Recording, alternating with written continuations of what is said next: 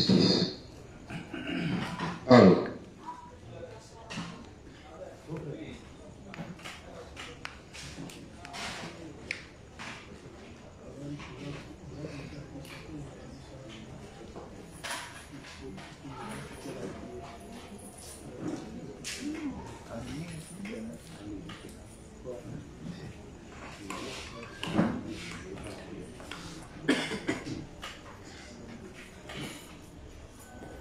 ô Israël, faisons l'homme à notre image, selon notre ressemblance. Genèse chapitre 1, le verset 26. Allons, descendons et là, confondons leur langage, afin qu'ils n'entendent plus la langue les uns des autres. Genèse 11, le verset 7. De ce passage, nous pouvons voir et croire que Dieu n'existe pas en une seule personne, mais en personnes multiples. Évidence culturelle du Nouveau Testament. Le Père, le Fils et le Saint-Esprit sont Dieu pour nous. Mais Dieu existe en trois personnes indépendantes. Cette vérité est aussi révélée en termes sans équivoque dans le Nouveau Testament. Le fait que le Père, le Fils et le Saint-Esprit existent comme personnes séparées est rendu clairement évident en tenant compte du baptême de Jésus qui marqua le début de son ministère. Deux points, je cite. Dès que Jésus eut été baptisé, il sortit de l'eau. Et voici les cieux s'ouvrir, et il vit l'Esprit de Dieu descendre comme une colombe et venir sur lui. Et voici une voix fit entendre des cieux ces paroles. Deux points. Celui-ci est mon Fils bien-aimé, en qui j'ai mis toute mon affection. Matthieu chapitre 3, les versets 16 et 17. Que le Saint-Esprit œuvre avec lui et que le Père a déclaré qu'il était son Fils bien-aimé, en qui il a mis toute son affection. Ils existent en personnes séparées, mais ils sont le même Dieu pour nous. Matthieu chapitre 28, le verset 19, nous révèle aussi que le Père, le Fils et le Saint-Esprit sont un même Dieu, alors que Jésus commanda à ses disciples de faire, et je cite, « Faites de toutes les nations des disciples, les baptisant au nom du Père, du Fils et du Saint-Esprit. » C'est-à-dire au nom des trois personnes séparées de la Trinité. Le Père, le Fils et le Saint-Esprit sont chacun une personne indépendante, mais en même temps, ils sont pareils en ce qu'ils sont un seul et même Dieu.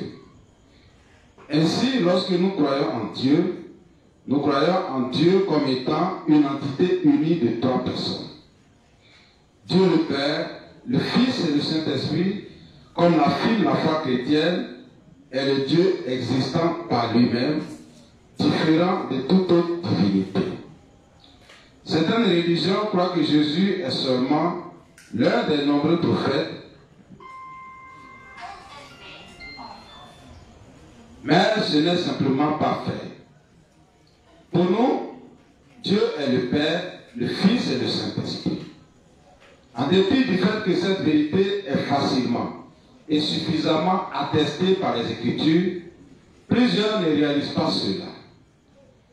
C'est ainsi parce que ceux qui ne connaissent pas l'évangile de l'eau et de l'esprit s'approchent du concept de la Sainte Trinité avec une rationalité et une logique humaine, ce qui leur rend la compréhension impossible. Ceux qui ne sont pas nés de nouveau ne peuvent comprendre le Dieu prime. Mais pour ceux d'entre nous qui sont nés de nouveau, Dieu le Père, le Fils et le Saint-Esprit est notre Dieu unique, en qui nous plaçons une foi absolue. Amen. Amen. Merci beaucoup, le Saint. Voilà, c'était pour faire l'introduction concernant donc la Trinité et aussi la divinité de Christ. Voilà, donc sans plus perdre de temps, nous allons faire la prière pour commencer l'enseignement. Merci. Nous allons mettre en position de prière pour confier ce temps d'enseignement à Dieu qui nous assiste et qui ouvre la compréhension des uns et des autres à pouvoir mieux cerner tout ce qui se dira ici. Prions. Éternel, nous te confions ce temps d'enseignement. Merci de disposer chacun de nous à pouvoir suivre. Merci d'éloigner de nous le stress, la distraction, afin que nos âmes soient disposées à recevoir cette nourriture qui vient de ton serviteur, à qui tu as mis toute ton affection, à qui tu as donné toute la sagesse et toute la connaissance. Merci Seigneur de nous aider à comprendre un bon pourcentage de tout ce qui se dit là ce soir. Au nom de Jésus, nous avons prié. Amen. Nous allons confier le prédicateur du jour à Dieu, qui le conduise dans ses voies, qui éloigne de lui le stress et qui lui donne les mots justes afin de nous amener à comprendre tout ce qui se dira, bien que les thèmes ne sont pas faciles. Donc, prions pour le serviteur. Merci Seigneur pour ton roi que tu as mis à notre disposition ce soir pour nous édifier sur le thème d'aujourd'hui. Merci de ce que tu nous donnes la sagesse de nous définir les mots un peu plus complexes afin que nous les assimilions de notre compréhension. Merci d'éloigner de lui le stress, de mettre les mots justes dans sa poche et de le soutenir jusqu'à la fin de son thème. Au nom de Jésus, nous avons prié. Amen. Amen. Ok. D'abord, je vais présenter mes excuses au juge pour mon retard. Voilà. Et hier, nous avons eu à travailler sur un certain nombre de choses. Voilà. Mais comme le temps ne permet pas à ce qu'on revienne sur ce que nous avons vu hier, on va directement continuer. Voilà. Il est 19h45. On va continuer. Et j'avais dit que aujourd'hui, nous devions travailler sur l'incarnation. Voilà. L'incarnation. Mais avant même d'entrer dans ce sujet-là, on va d'abord présenter un aspect donc, de la divinité de Jésus-Christ. Parce qu'on peut présenter la divinité de Jésus-Christ sous plusieurs angles. Voilà, c'est ce qui est intéressant dans l'histoire donc, de la divinité de Christ. Et comme, dès le départ, nous avons pris pour thème, le thème était quoi, la divinité de Jésus-Christ? Voilà, à la lumière de l'église des premiers siècles et de quoi? Et des textes donc, du judaïsme. Voilà, donc on ne pourra pas présenter ce thème de la divinité ce soir sans toutefois faire appel à ces textes-là. Parce que il est très important pour nous de rentrer dans toutes ces sources-là. Parce que ce sont ces sources-là qui vont nous aider à comprendre la pensée juive et comment est-ce qu'ils ont mis au point un système. Voilà, et ce système-là s'appelle le talmudisme. Donc, c'est un système qu'ils ont mis en place dans la période post-chrétienne, donc après le départ de Christ. Ils vont mettre donc des systèmes en place, des écrits en place pour effacer de la mémoire des gens des notions donc, qui présentaient effectivement Jésus-Christ comme étant le Dieu Tout-Puissant. Voilà. Et vous allez voir que aujourd'hui, ce que nous allons étudier sera on ne peut plus intéressant. Sera on ne peut plus intéressant parce que nous allons prendre des textes que vous avez l'habitude de lire pour certains Et donc, pour certains qui négligent aussi ces tests, vous allez voir qu'en réalité, ce sont des arguments qu'on n'utilise pas. Voilà, ce sont des arguments qu'on n'utilise pas. Mais face à la réaction des Juifs, à chaque fois que le Christ prononçait un certain nombre de choses, vous allez voir qu'il réagissait très très durement. Voilà, je prends par exemple un exemple, lorsque le Christ a dit, il y a un texte là où le Christ a dit qu'il est le Fils de l'homme. Et que le Fils de l'homme doit, qu'il doit venir sur des nuées. Quand il a dit ça, qu'est-ce qui s'est passé? Le sacrificateur l'a giflé. Caïphe l'a giflé. Pourquoi est-ce qu'il le gifle? Si Jésus dit qu'il est le Fils de l'homme, où est le problème? Il ajoute qu'il viendra quoi sur les nuées. Et le sacrificateur, connaissant donc les textes de la Bible, il est choqué. Voilà. Et vous allez comprendre pourquoi il était choqué. Voilà. Et il y a un autre texte encore qui peut me rappeler ça, où les Juifs ont failli lapider le Christ. Il peut me rappeler ça. Dans le livre de Jean, où le Christ leur a dit, voilà, avant qu'Abraham soit dessus. Et puis encore, il y a, et puis lorsqu'ils ont poursuivi vraiment l'échange, il a dit à la suite de sa phrase que n'est-il pas écrit dans votre livre que vous êtes des dieux? Et qu'est-ce qu'il avait dit avant ça? Les juges, on travaille ensemble. Hein? Oui. Comment? N'est-il pas écrit dans votre livre? Ouais, dans votre livre que vous êtes des dieux. Mais qu'est-ce qu'il avait dit avant ça? Hein? Il avait dit qu'il était Dieu. Dans le livre de Jean. Il avait dit qu'il était égal à Dieu. Je vais interroger quelqu'un. Il avait dit qu'il était égal à Dieu. Dans le livre de Jean 10. Voilà. Je lis plus haut. Vous commencez, mais je voudrais préciser que vous devez prendre note, les frères, parce que ce qui est en train d'être fait ici, là, c'est un travail que je fais vraiment, je ne dois pas. Oui, c'est ça. Merci beaucoup, inspecteur Jean-Guy, dans 33, voilà, j'ai ça ici. Vous devez prendre note, prenez note, même si vous ne comprenez pas, notez. Arrivez à la maison, vous priez et vous réalisez. Si vous ne comprenez pas, appelez-moi. Voilà. Ou appelez vos dévanciers de jour qui vont mieux vous expliquer. Ou encore les inspecteurs, les pasteurs et autres.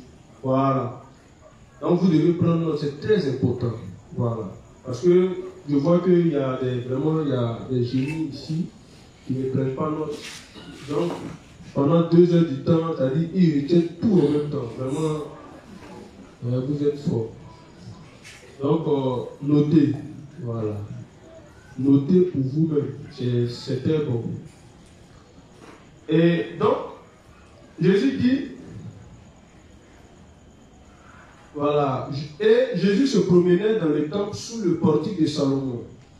Les Juifs l'entouraient et lui dirent, jusqu'à quand tiendras-tu notre esprit en suspense? Si tu es le Christ, dis-le-nous franchement. Jésus leur répondit, je vous l'ai dit et vous ne croyez pas. Les œuvres que je fais au nom de mon Père rendent témoignage de moi. Mais vous ne croyez pas parce que vous n'êtes pas de mes brebis. Mes brebis entendent ma voix. Je les connais et elles me suivent. Je leur donne la vie et elles ne périront jamais. Et personne ne les ravira de ma main. Mon Père qui me les a donnés est plus grand que tous, et personne ne peut les ravir de la main de mon Père. Moi et le Père, nous sommes un. Alors les Juifs prirent de nouveau des pierres pour le lapider. Au fait, la notion de un ici, dans la terminologie grecque et hébraïque, c'est pas un qui se limite à la notion d'unicité. Par exemple, c'est un qui est employé comme lorsque je dis ma chair et mon âme font un.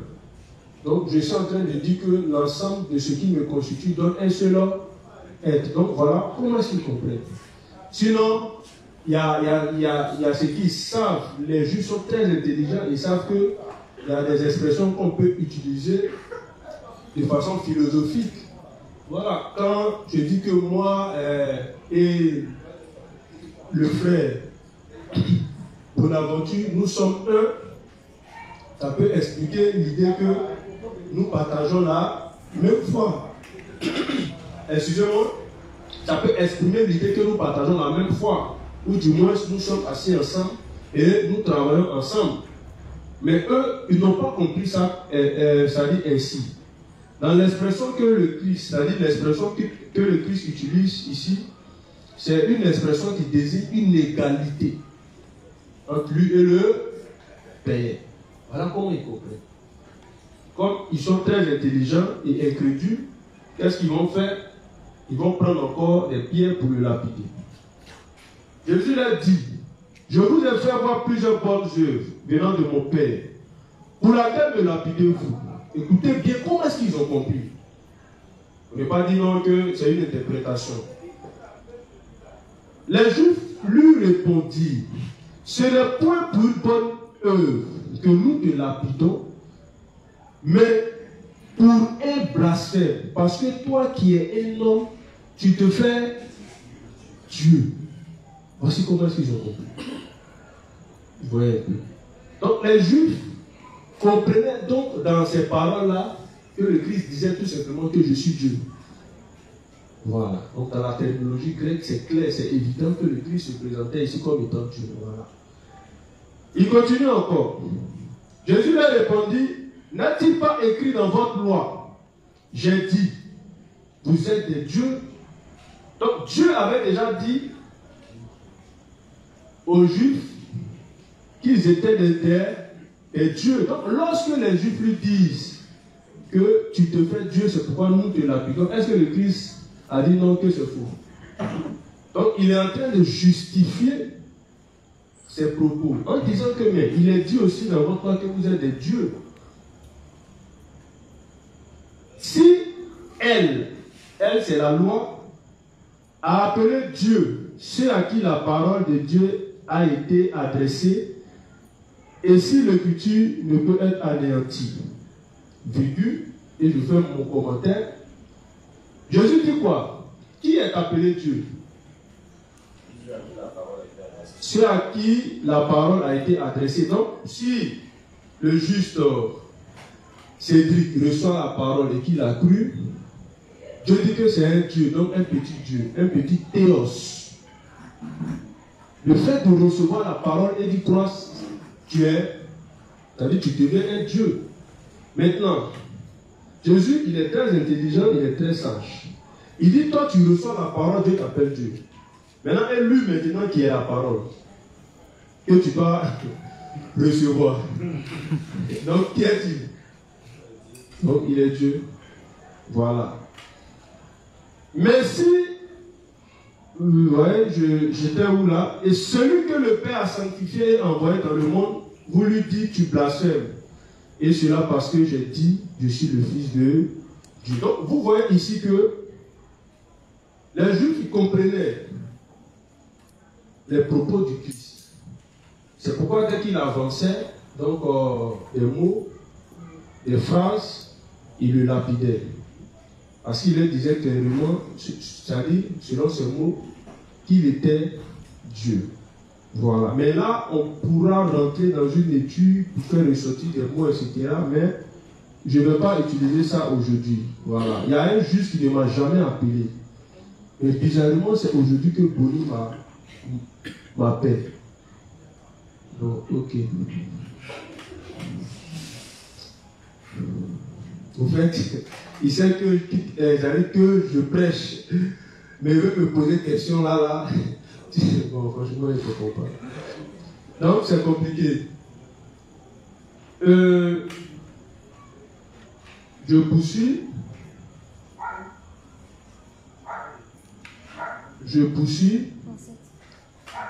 Donc, on va prendre maintenant le texte de Matthieu 26, verset 63 à 66. Voilà. Alors,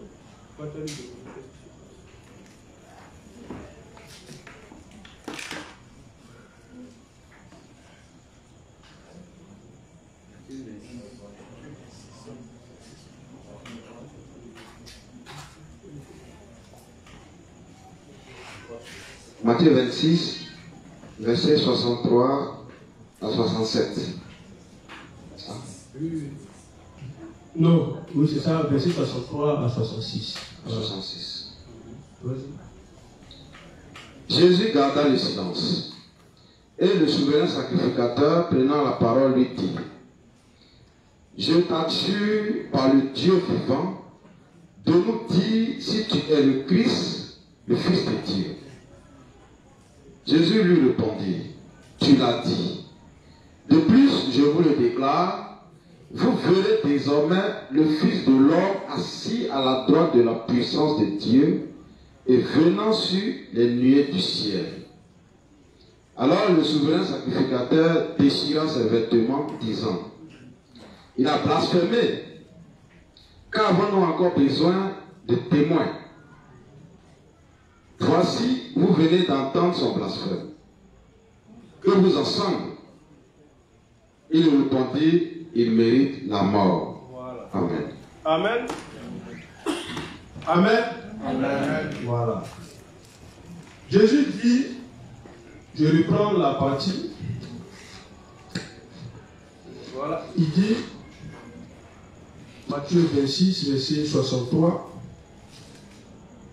Il dit lorsque, ouais bon, plutôt 63. Hein. Voilà. Jésus garda le silence et le souverain sacrificateur, prenant la parole, lui dit: Je t'adjure par le Dieu vivant de nous dire si tu es le Christ, le Fils de Dieu. Jésus lui répondit: Tu l'as dit. De plus, je vous le déclare, vous verrez désormais le Fils de l'homme assis à la droite de la puissance de Dieu et venant sur les nuées du ciel. Alors le souverain sacrificateur déchira ses vêtements. Mais pourquoi est-ce qu'il a déchiré ses vêtements? Pourquoi? Parce que Jésus dit qu'il est le Fils de l'homme qui viendra sur les nuées. Bon. Qu'est-ce qui le choque dans la phrase du Christ? On va essayer de déceler ça ensemble. Ok, donc, c'est parti.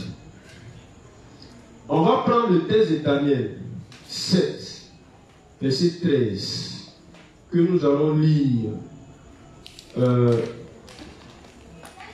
dans l'hébreu pour voir ce que cela implique. Oui, vas-y frère, si tu as trouvé, tu peux lire. Daniel 7, verset 13. Daniel 7, verset 13. Je regardais pendant mes visions nocturnes, et voici, sur les nuées des cieux arriva quelqu'un de semblable au Fils de l'homme.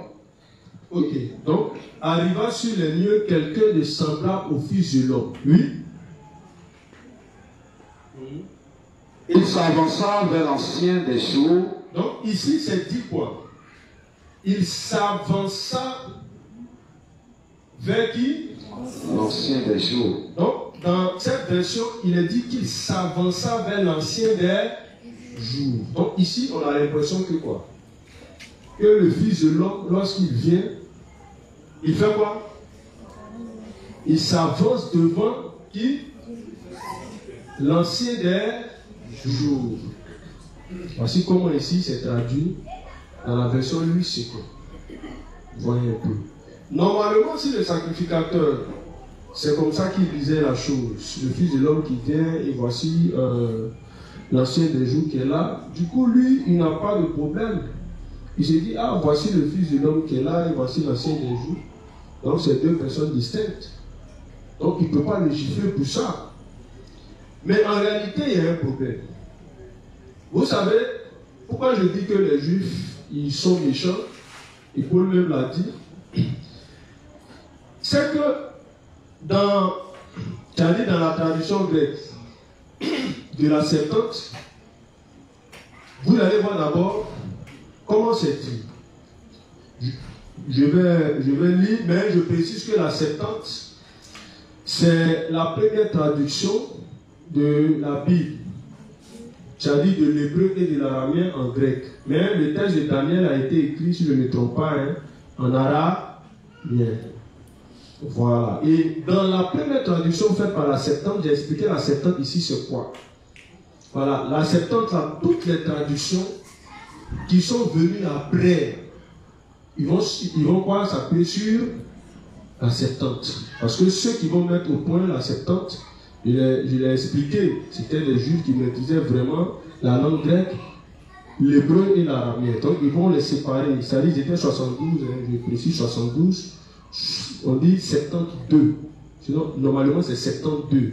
Mais le écrit prend le nom de la Septante où on dit les 70, sans lettre S à la fin de 70. Et ils vont les séparer. Chacun de son côté, pendant longtemps, va traduire toute la Bible.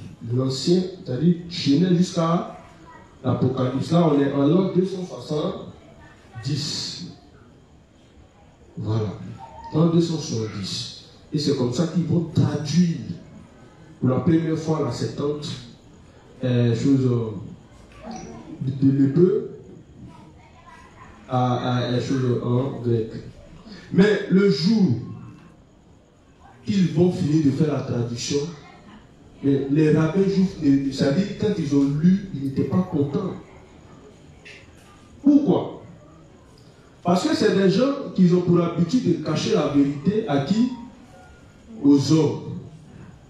Voilà. Et la traduction de la Septante vraiment retransmettait tellement parfaitement les écrits que ça mettait à nu tout ce qu'ils avaient caché.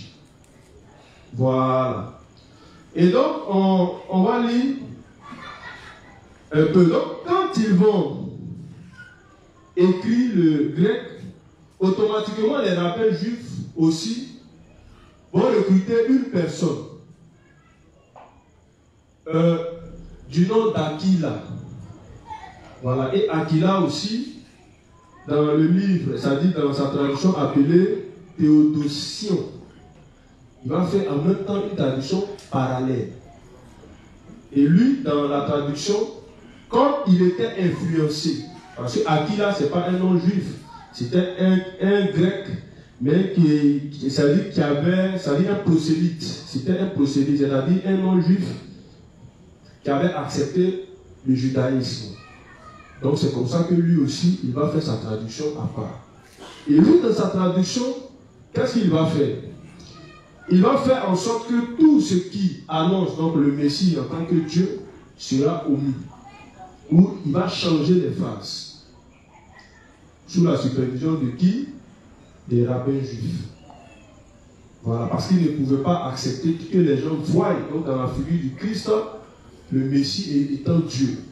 Et donc, lorsqu'on prend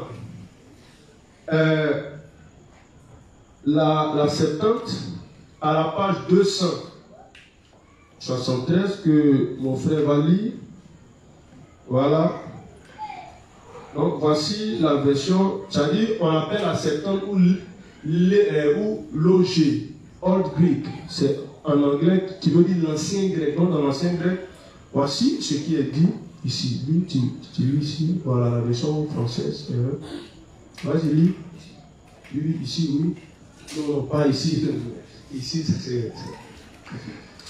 Non, aussi un frère. J'ai soeur. J'ai vu dans une vision de la nuit, et voici, sur les nuées du ciel, est venu comme un fils d'homme. Est venu sur les lieux du ciel, est venu comme un fils d'homme. Hein? Et comme l'ancien des jours. Et comme l'ancien des jours. Donc il vient comme un fils d'homme, mais il vient aussi comme l'ancien des jours. Donc il y a un comme qui est là. Et le comme là, dans l'aramien, on va voir si ce n'est pas ce qui est marqué là. Parce que le comme implique que le fils de l'homme qui vient, il est semblable à l'ancien des jours.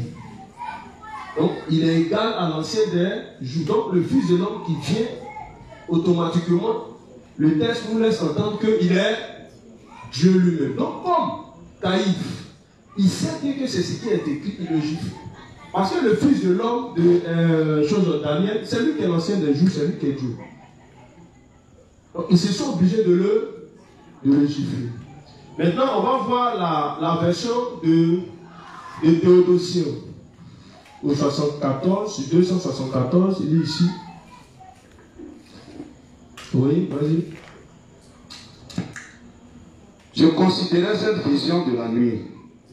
Et voilà qu'avec les nuées du ciel vint comme le Fils de l'homme. Vient comme le Fils de l'homme. Et il s'avança jusqu'à l'ancien des jours. Et il se présenta devant lui. Donc lui, il met jusqu'à.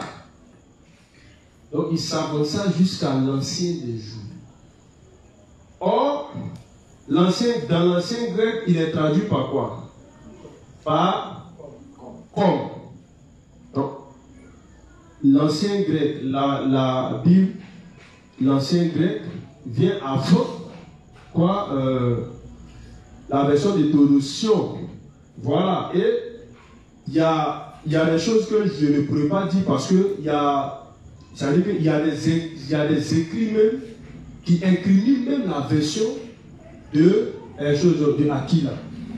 Voilà. Parce qu'il y a des écrits qui disent que les rabbins ont choisi, c'est-à-dire spécialement pour faire une version juste pour compter la foi des chrétiens. Parce que lui, c'était un judaïsant.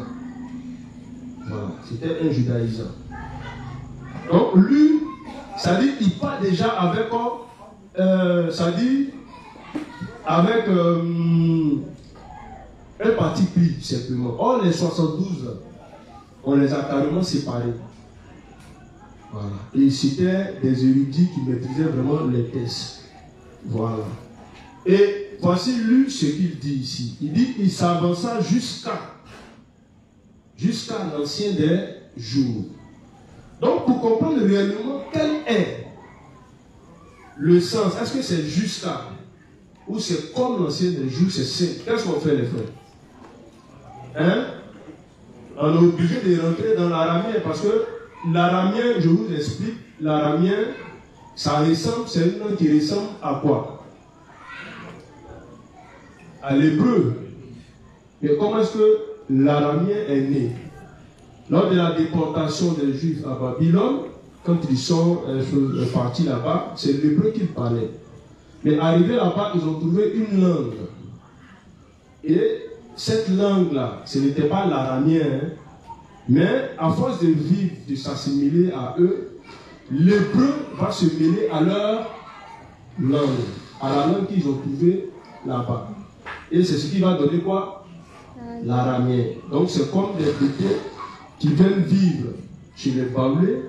À un moment donné, s'ils ont fait près de 50 ans, etc., on va retrouver des mots de Bété, et plutôt, c'est-à-dire des mots, choses Baoulés, dans le Bété, et ça va donner une autre langue à la langue. Il y a plein de langues qui vont se créer même ici, en Côte d'Ivoire comme ça. Hein?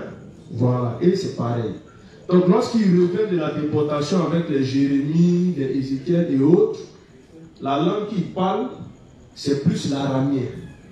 Voilà, et c'est comme ça que l'aramien va habiter parmi les Juifs. Voilà, à telle enseigne que ça sera la langue la plus parlée. Et ça va être même un privilège de parler quoi? L'hébreu. Voilà, donc c'est comme ça que cette langue-là est née. Donc les Daniel qu'ils ont vécu, parce que Daniel, où est-ce qu'il était? Voilà, en Babylonie. Donc c'est comme ça que il va apprendre l'araméen. Donc, dans ces textes, vous allez voir que c'est en araméen que c'est fait. Voilà. Et donc, qu'est-ce qui est dit? Je lis.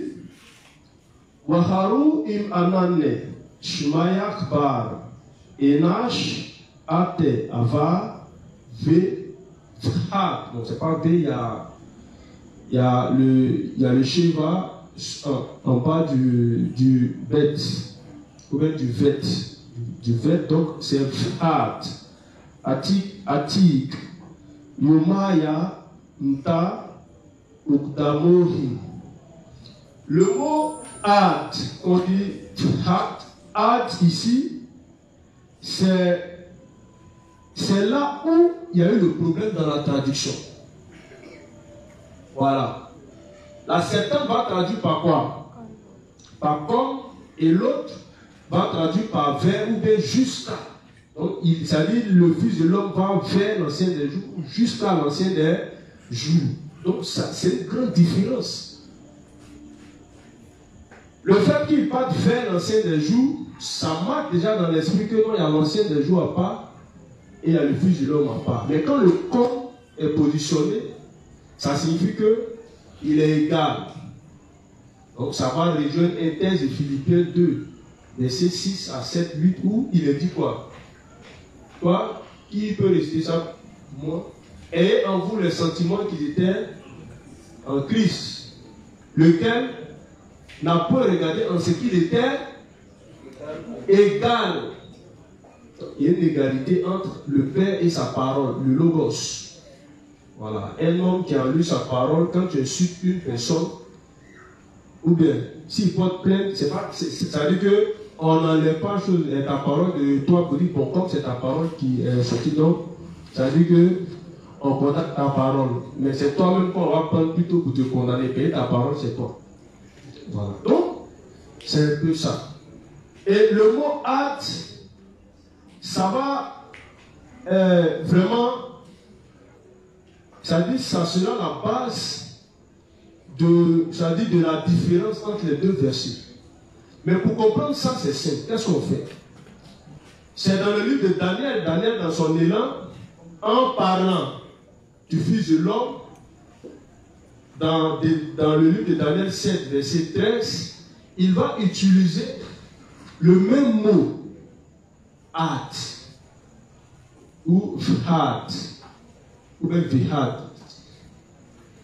Et à chaque fois que ce mot est utilisé, on se tient bien, c'est pour désigner une égalité entre les êtres. À chaque fois que Daniel emploie ce mot adla, ça désigne toujours une égalité. Même dans la négation, etc., ça désigne une égalité. Donc on va prendre, il y a plusieurs textes ici, voilà, que nous allons prendre. On va prendre le texte d'abord. Bon, ça veut dire qu'on laisse d'abord les textes de choses de Daniel. Voilà, on va prendre d'abord les textes de Deutéronome 2, verset 5. Voilà. Deutéronome 2, verset 5. Deutéronome 2, verset 5. Ne les attaquez pas. Oui. Car je ne vous donnerai dans le pays pas même de quoi poser la plante du pied. J'ai donné la montagne de Séir en propriété à Ésaü. Oui. Deutéronome 2, verset 5. Verset 5, Ok. oui. Donc, prends Exode. Bon, attends, vas-y. Il faut relire. Ne les attaquez pas. Ne les attaquez pas. Car je ne vous donnerai dans le pays pas même de quoi poser la plante du pied. J'ai donné la montagne de Séir en propriété à Ésaü. Vas-y. Lis en bas. Vous achèterez. Il a connu ta marche dans ce grand désert. Voilà 40 années que l'Éternel, ton Dieu, est avec toi. Amen. Maintenant, on va dans le livre d'Exode 9, verset 5. Exode 9, verset 5. Exode 9, verset 5. L'Éternel fixa le temps et dit, demain, l'Éternel fera cela dans le pays. Oui. Et l'Éternel fit ainsi dès le lendemain. le troupeau des Égyptiens périt, et il ne périt pas une bête des troupeaux des enfants d'Israël. Oui. Pharaon s'informa de ce qui était arrivé. Et voici, pas une bête des troupeaux d'Israël n'avait péri. Mais le cœur de Pharaon s'endurcit, et il ne laissa point aller le peuple. L'Éternel dit à Moïse et à Aaron, remplissez vos mains de sang de fournaise, et que Moïse la jette vers le ciel sous les yeux de Pharaon. Elle deviendra une poussière qui couvrira tout le pays d'Égypte. Et elle produira dans tout le pays d'Égypte, sur les hommes et sur les animaux, des ulcères formés par une éruption de puissance. Pharaon s'informa, et voici pas une bête des troupeaux d'Israël. Ici, pour désigner l'ensemble des bêtes, ça dit en Israël, le mot qui est utilisé, bon, le mot c'est admindrak. Donc c'est pour dire quoi? Que toutes les bêtes en Israël, ça dit, parce qu'ils se valaient, donc personne, ça dit aucune des bêtes n'est morte, ça dit sans exception. Donc ici, c'est employé pour désigner que il n'y a pas eu de dissection entre les bêtes en Israël, parce qu'ils avaient la même valeur devant Dieu. Donc Dieu n'a pas tué une seule bête. Exode 14, verset 28. Exode 14, verset 28. Oui. Bon ça va dans 2 Samuel 23, verset 19. Voilà. 2 Samuel 23, verset 19. 2 Samuel 23, verset 19. Il était le plus considéré des trois, et il fut leur chef. Mais il n'égala pas les trois premiers. 2 Samuel 23, verset 19. Voilà. Il dit il était le plus considéré des trois. Et il fut leur chef. Mais il n'égala pas les trois premiers. Le mot égaler ici, c'est quoi? C'est toujours bon. Je lis. On dit Vehat Ashlosha Lova. Il n'arriva pas. Voici, littéralement, c'est dit il n'arriva pas jusqu'au toit. Donc, il n'égala pas les toits. Donc, le mot ici pour désigner l'égalité, même si là on est dans la négation, c'est toujours le même mot hâte qui est employé. Voilà. On va aller dans Deutéronome, dans le livre de Deutéronome 3. Oui, c'est ça, c'est ça. Ok. Donc là, ici, on a déjà vu que lorsque le mot hâte est utilisé, ça désigne toujours une égalité. Voilà. Et c'est pourquoi lorsqu'il est employé dans le texte de Daniel 7, verset 13, quand on continue la lecture de Daniel 7, verset 13, vas-y frère, lis.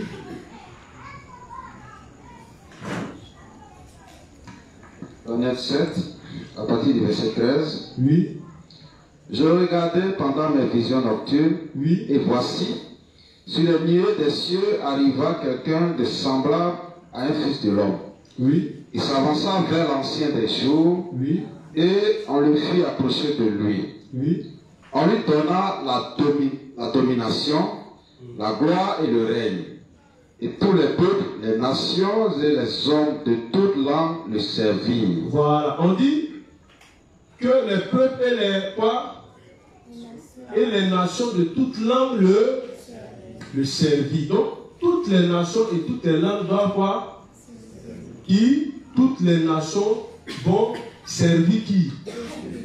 Le Fils de l'homme. Mais le souci, c'est quoi ici? Ici, on a un mot qui est employé, qui est servir. Mais, bizarrement, pour les Juifs, le mot qui est employé là, il n'est employé que lorsqu'il est, c'est-à-dire lorsqu'il est attribué à qui? À Dieu seul. Et voici ce qui est dit dans la phrase, c'est les yiplechoun. Voilà. Et en araméen, ça vient du verbe pélache. Pélache. À chaque fois qu'il est employé, même dans le livre de choses de Daniel, c'est un service qu'on ne rend pas à un homme. Parce que en hébreu et en araméen, lorsque Dieu il choisit un mot, le mot est précis et c'est un sens. Dieu ne choisissait pas les mots comme ça. Et donc, il est dit ici que le Fils de l'homme va s'avancer. Comme l'ancien des jours, et toutes les langues et tous les peuples le serviront. Mais ils vont le servir dans quel contexte? Est-ce que c'est comme moi, j'ai ma servante, chose que je sais? Ou bien j'ai mon kiosque et je m'occupe de mes clients et je les sers du bon café avec du spaghetti, du pain au lait, etc. Est-ce que c'est ce service simple? Non. Dieu, quand Dieu emploie un mot, c'est précis. Et lorsqu'on prend les occurrences, c'est-à-dire le nombre de fois que ce mot-là est employé, pélache ou yipchoun, vous allez voir que ça désigne toujours un service qu'on ne rend uniquement qu'à Dieu seul. On va prendre le texte de Daniel 3, verset 12.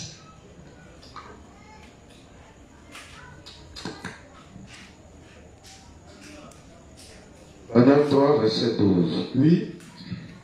Or, il y a des Juifs à qui tu as remis l'intendance de la province de Babylone, Shadrach, Oui. Meshach et Abed-Nego, Oui. hommes qui ne tiennent aucun compte de toi, ô roi. Ils ne servent pas tes dieux, Oui. et ils n'adoptent point la statue d'or que tu as élevée. Palérim, c'est ce qu'on avait vu. C'est le verbe quoi? Servir. Donc ici, on voit que ce même mot-là apparaît lorsqu'il s'agit de quoi? De vouer un culte à des divinités. Donc c'est un mot qui est utilisé soit pour adorer Dieu ou des divinités. Voilà. On continue encore avec le texte de Daniel 3, verset 14. Nebuchadnezzar prit la parole et le dit. Oui. Est-ce de propos délibérés, Shadrach, Meshach et Abed-Nego, que vous ne servez pas mes dieux et que vous n'adorez pas la nature d'or que j'ai élevée? Donc, vous comprenez? Il dit, vous ne servez pas qui? Mes dieux. Le même mot qui est employé ici, bon, d'abord même voici la phrase. Il dit, Lela lach, la itron, pelachim. Donc on a le même mot, c'est-à-dire il y a pelach, mais ici c'est pelachim, c'est-à-dire dans la construction de la phrase lorsque c'est conjugué. Pelachim. Donc, il dit quoi? Vous ne servez pas mes dieux. Donc c'est-à-dire on voit encore que le mot ici, servi, lorsqu'il est employé, ça parle d'un service qu'on rend à qui? À une divinité. On continue encore. Daniel 3, verset 17.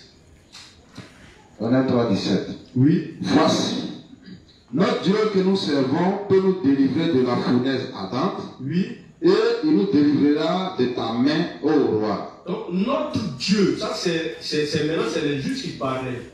Il dit notre Dieu que nous servons. Donc nous servons, c'est Anachna Palechim. Que nous servons. Vous voyez en hébreu, bon ici là c'est l'araméen. Mais en hébreu c'est on dit Anach. Voilà. Donc ça c'est nous qui est là. Voilà. Mais dans l'araméen c'est quoi? C'est Anach. Nous. Donc nous servons. Voilà. Donc voici le mot ici que j'ai pris. Voilà. Le verbe c'est pilachim. Donc ici pourquoi c'est c'est-à-dire comme si je veux chose clasher. Ça, ici c'est un, voilà, c'est-à-dire dans l'alphabet c'est le chet. Bon, j'ai mal dit chet. Voilà. Donc ça c'est pélarie. Ça veut dire quoi? Ça veut dire c'est servi une divinité. Donc Dieu en plaçant ce mot-là, parlant du Fils de l'homme, de Daniel 7, verset 13, il est en train de préciser la position donc divine du Fils de l'homme. Voilà. Et le Fils de l'homme, lorsqu'il vient sur les nuées, c'est pourquoi? Hein? Dans le livre d'Apocalypse, c'est pour, hein, lorsqu'il apparaît sur les nuées, c'est qu'il y a tel événement, les frères ne dorment pas.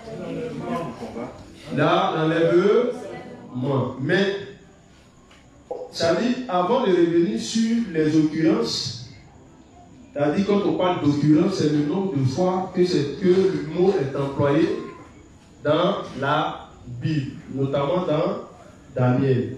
Voilà, donc on parle d'occurrence. Voilà. On va prendre ici, dans Apocalypse 1, verset 7 à 8. Qui vient sur les nuées? Son identité est donnée ici. Oui. Voici, il vient avec les nuées. Oui. Et tout un le verra, même ceux qui l'ont percé. Oui. Et toutes les tribus de la terre se lamenteront à cause de lui. Oui, Amen. Je suis l'alpha et l'oméga, dit le Seigneur Dieu. Donc celui qui vient sur les nuées là, il se présente. Ceux qui ont les Bibles où il y a ça dit où les paroles de Christ sont en rouge là. Lorsque vous allez voir la partie où il dit je suis l'alpha et l'oméga, c'est mis en rouge. Donc c'est Jésus qui est en train de se présenter. Donc celui qui vient sur les nuées là, il se présente en tant que l'alpha et l'oméga. Voilà. Donc le premier et le dernier, le commencement et la fin, le aleph et le bet, et plutôt le tav. Voilà. Donc il se présente comme étant Dieu lui-même. Parce que le Fils de l'homme qui vient sur les nuées, il est Dieu. Dans Deutéronome, que toutes les langues et les peuples de la terre le serviront. Donc c'est à peu près la même syntaxe. Voilà. Et on continue. Le même mot encore est employé lorsque nous descendons dans Daniel 3, verset 28. On lit. Daniel 3, verset 28. Oui.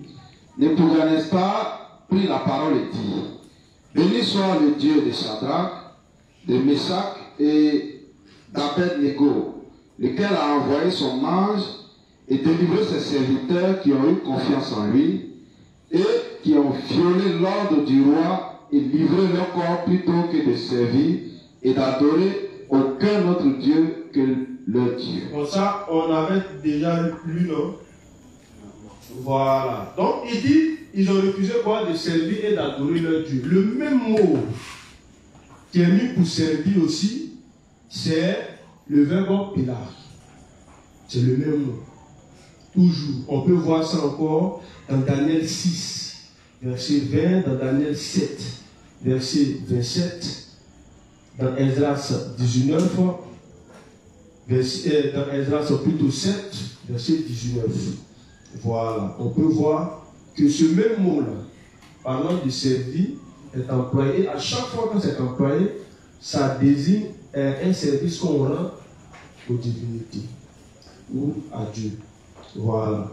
Donc, lorsqu'on revient maintenant, c'est-à-dire pour tirer une conclusion sur tout ce qui a été dit, voilà, c'est que le texte de Matthieu 26, verset 63 à 66, vas-y frère, il faut relire. Matthieu 26, verset 63. Oui.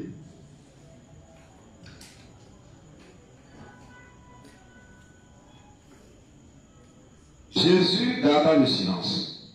Et le souverain sacrificateur, prenant la parole, lui dit: Je t'adjure par le Dieu vivant de nous dire si tu es le Christ, le Fils de Dieu. Jésus lui répondit: Tu l'as dit. De plus, je vous le déclare, vous verrez désormais le Fils de l'homme assis à la droite de la puissance de Dieu et venant sur les nuées du ciel. Alors le souverain sacrificateur déchira ses vêtements, disant: Il a blasphémé. Qu'avons-nous encore besoin de témoins? Voici, vous venez d'entendre son blasphème. Que vous en semble? Il répondit: Il mérite la mort. Amen. Donc, tout simplement parce qu'il a dit qu'il est le fils de l'homme de Daniel, qui viendra sur le nuée. Vous, ça dit que là, on comprend mieux pourquoi est-ce que le sacrificateur l'a giflé. Parce que le fils de l'homme qui vient, il est comme l'ancien des jours et il vient pour être comment? Pour être servi par les peuples et par les langues. Donc, or, le service qu'on lui rend, c'est le service d'adoration. Voilà. Et on a encore vu dans Apocalypse 1, verset 7 à 8, que celui qui vient sur les nues, lui qu'ils ont percé, voilà, il est qui? Il est Dieu lui-même. On peut prendre le thème de Zacharie rapidement pour voir encore l'identité même dans l'Ancien Testament de celui qu'ils ont percé. Zacharie même va préciser que c'est qui? Que c'est Dieu lui-même qu'ils ont percé. Voilà. On prend le texte de Zacharie 12, verset 10. Zacharie 12, verset 10. Alors je répandrai sur la maison de David, Oui. et sur les habitants de Jérusalem un esprit de grâce et de supplication, et ils tourneront les regards vers moi, celui qu'ils ont percé. Donc, ils tourneront le regard vers qui? Vers moi. Ici, qui parle? C'est Dieu lui-même qui parle. Et Dieu dit, ils tourneront le regard vers moi, celui qu'ils ont percé. Donc, Dieu encore dit que c'est lui qu'ils ont percé. C'est pourquoi dans l'Apocalypse, Dieu va se présenter comme étant l'alpha et l'oméga. Et cette personne n'est rien d'autre que Jésus-Christ. Amen. Ok, on continue. Et on va maintenant prendre le texte d'Ésaïe 61, plutôt Ésaïe 6, verset 1. Ésaïe 6, verset 1. Ésaïe 6, verset 1. L'année de la mort du roi Osias, je vis le Seigneur assis sur un trône très élevé, et les pans de sa robe remplissaient le temple.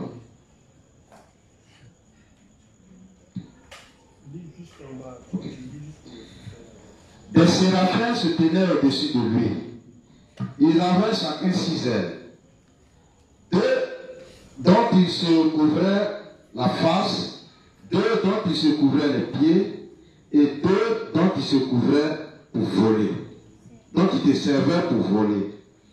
Ils criaient l'un à l'autre et disaient: Saint, Saint, Saint est l'Éternel des armées, toute la terre est pleine de sa gloire. Les portes furent ébranlées dans leur fondement par la voix qui retentissait, et la maison se remplit de fumée. Alors je dis: Malheur à moi, je suis perdu, car je suis un homme dont les lèvres sont impures. J'habite au milieu d'un peuple dont les lèvres sont impures, et mes yeux ont vu le roi, l'Éternel des armées.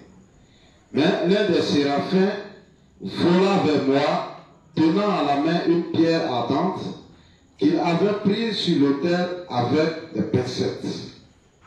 Il en toucha ma bouche et dit: Ceci a touché tes lèvres, ton iniquité est enlevée, et ton péché est expié.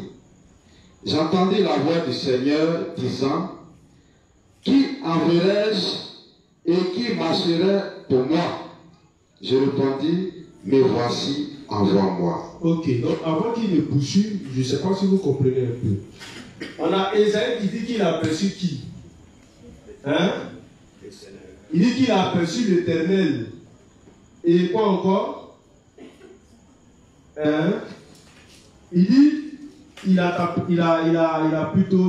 aperçu l'Éternel. Je trouve rapidement la page pour aider mon frère. L'année de la mort du roi Osias, je vis le Seigneur assis sur un trône très élevé. Et les pans de sa robe remplissaient le temple. Il dit qu'il a vu l'Éternel. Donc, il est en train de parler d'une vision. Voilà. Donc, ce n'est pas pour dire que c'est face à face, mais il dit qu'il a vu. C'est une vision que ici, le prophète va relater. Et lorsqu'on descend, il dit, alors je dis, malheur à moi, je suis perdu, car je suis un homme dont les lèvres sont impures. J'habite au milieu d'un peuple dont les lèvres sont impures. Et mes yeux ont vu le roi, l'Éternel des armées. Écoutez bien, ça c'est très important. Qui est-ce qu'il a vu ici? Le roi. Il dit que celui qu'il a vu là, c'était qui? Son roi qui est l'Éternel des armées. Et ensuite, il continue. Mais l'un des séraphins vola vers moi, tenant à la main une pierre ardente qu'il avait prise sur l'autel, avec des pincettes.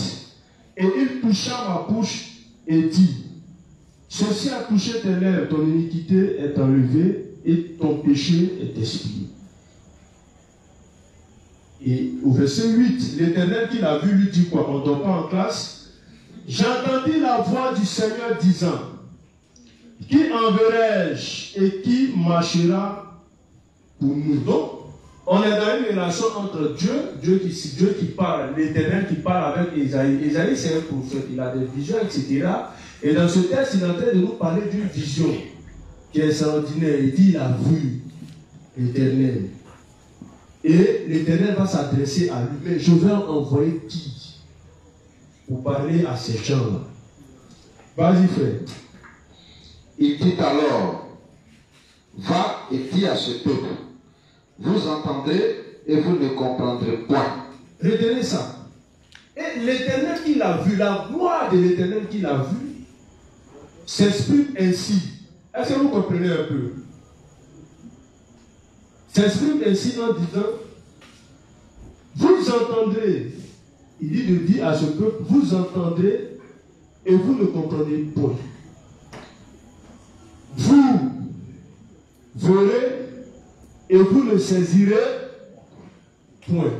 Donc, retenez ce que l'Éternel lui a dit lorsqu'il a vu. C'est l'Éternel qui parle. Donc la gloire qu'il a vue, c'est Dieu.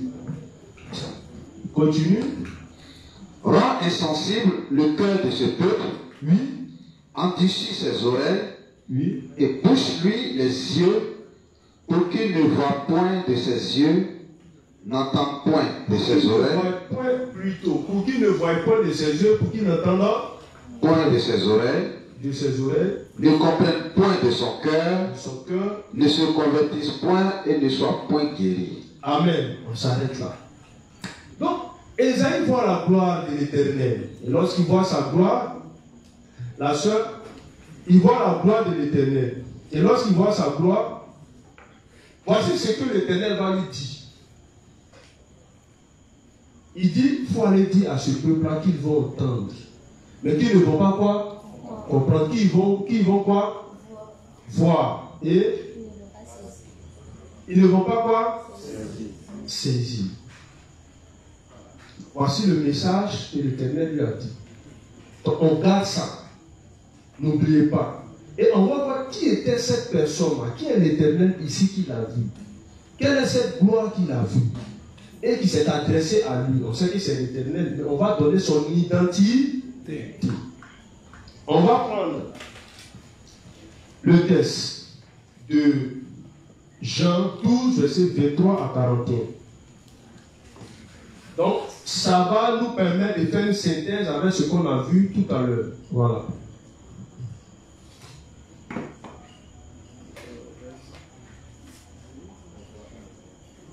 Jean 12, verset 23 à 46. Jean 12, versets 23 à 45. Jésus leur répondit, l'heure est venue où le Fils de l'homme doit être glorifié. Voilà. Il dit l'heure est venue où quoi? Où le Fils de l'homme doit être comment? Glorifié. Donc il parlait de sa mort. Donc, mais il se présente là encore toujours comme le Fils de l'homme. Il insiste. Donc on écoute très bien.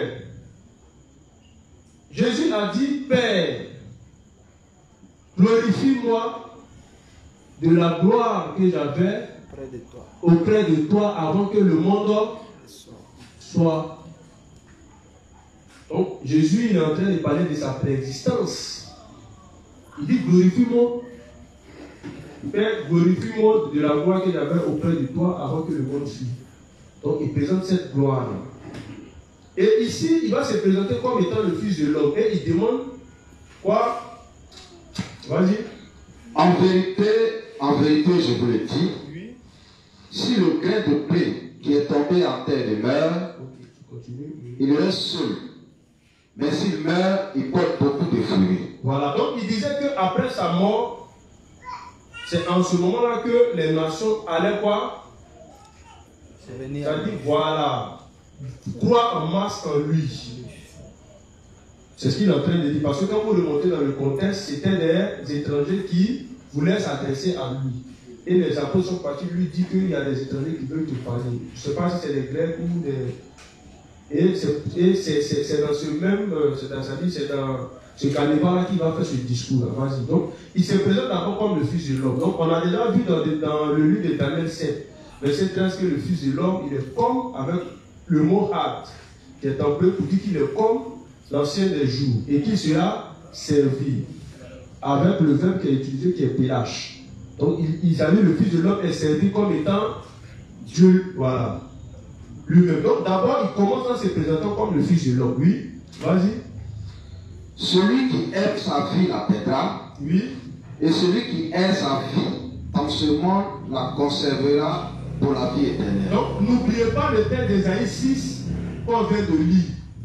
L'ancien des jours l'envoie dit à ce peuple-là que vous entendez et vous ne comprenez pas. Vous verrez et vous ne saisirez pas. Il dit c'est la voix qu'il a vue. Et voici le message qui lui a été donné. Vas-y. Si quelqu'un me sert, qu'il me suive. Et là où je suis, là aussi sera mon serviteur. Il dit si quelqu'un me sert, c'est le même mot qui est utilisé dans le livre de Daniel 7, verset 13. Jésus dit si quelqu'un le sert, il parle du service qu'on doit rendre à qui? À lui en tant que Dieu. Si tu sers le Christ, tu iras où? Donc, on est concentré, s'il vous plaît, on suit. Oui. Vas-y. Si quelqu'un me sert, qu'il me suive. Oui. Et là où je suis, là aussi sera mon serviteur. Et si quelqu'un me sert, le Père l'honorera. C'est ça. Maintenant, mon âme est troublée.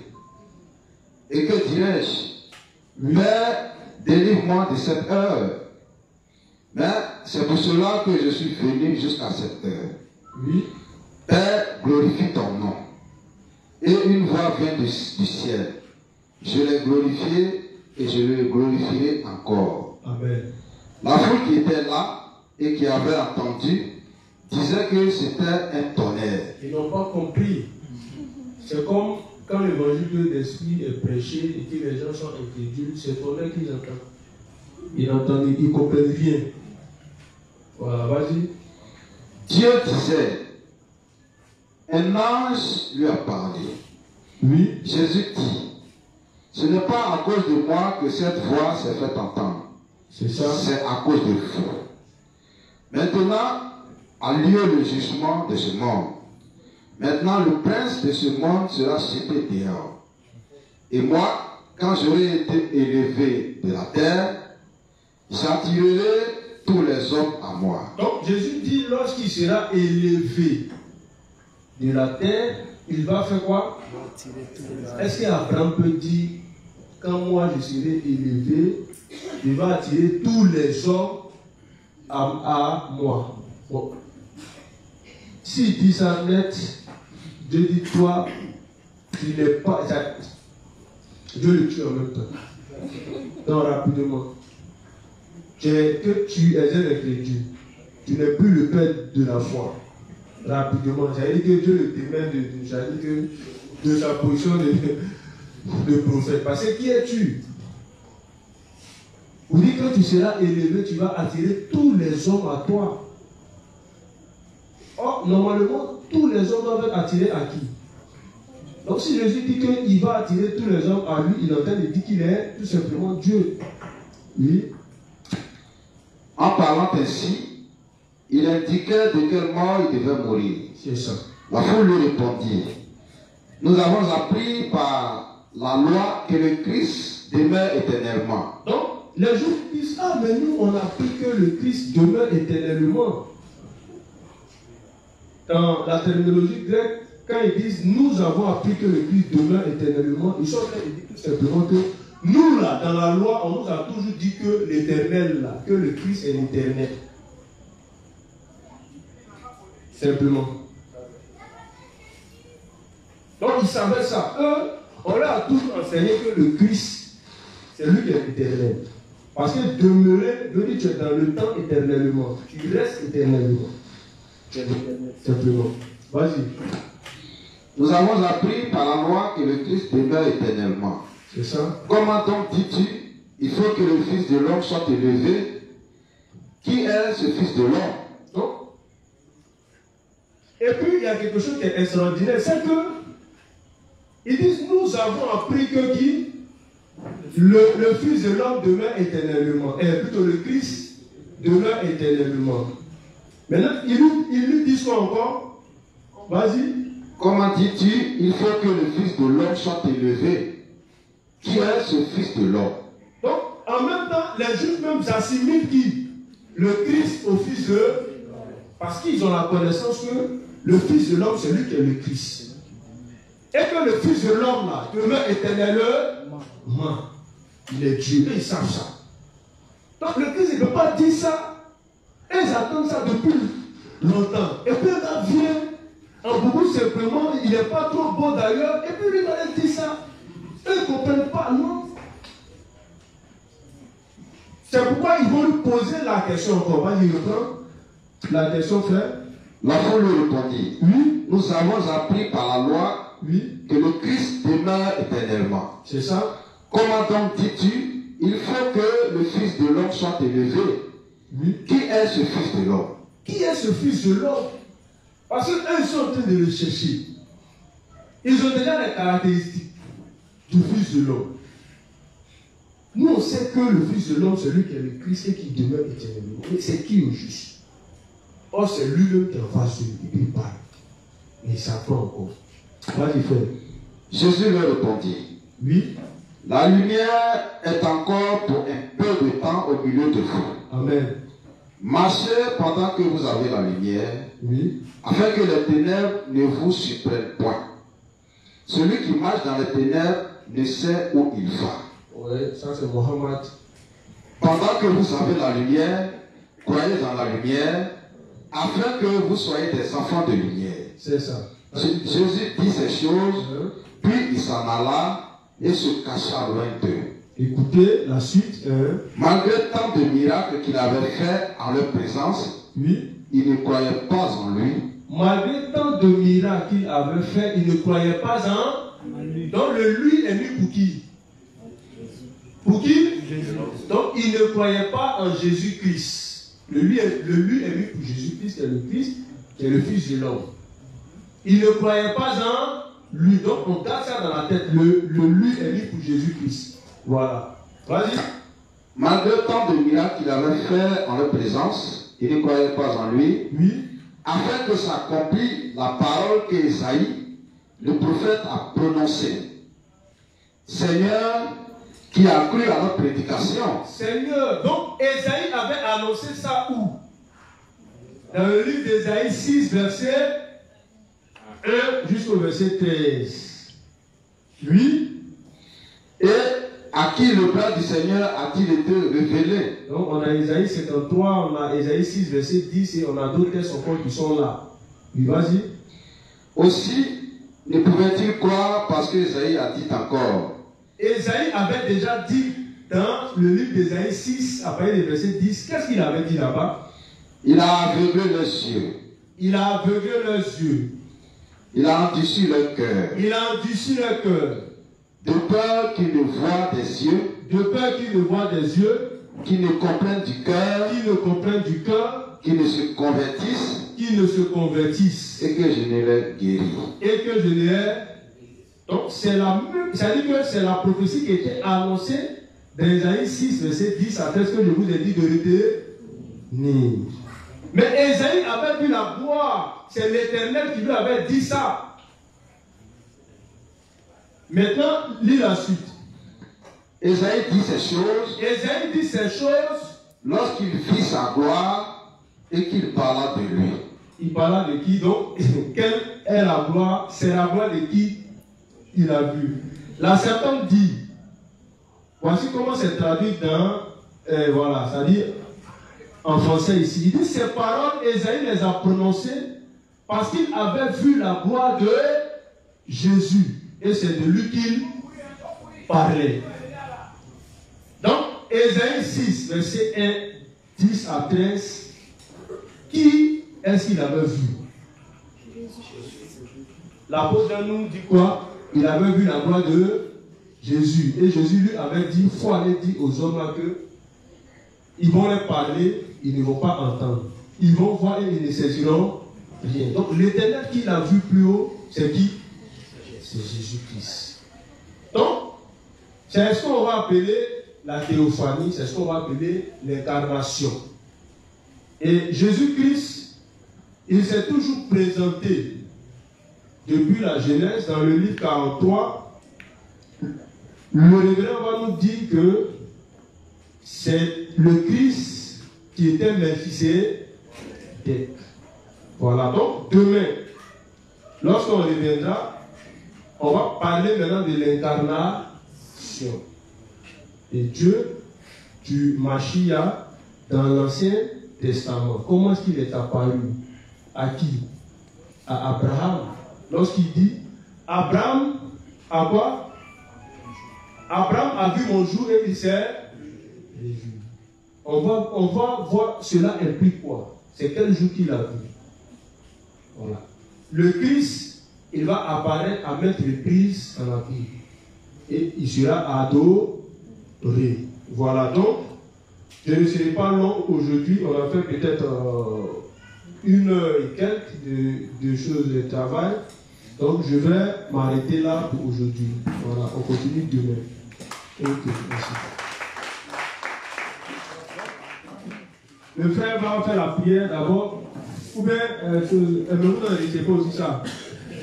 La prière là.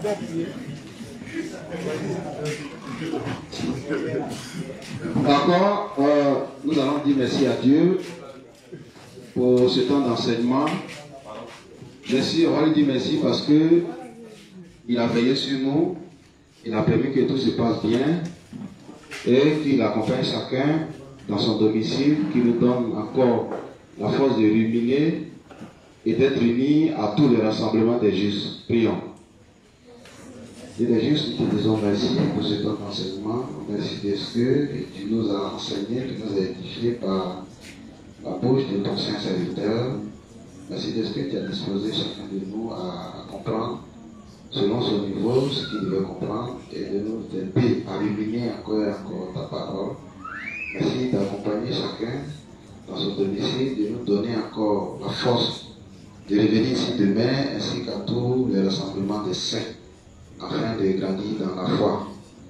Au nom de Jésus, nous avons prié. Amen. Amen.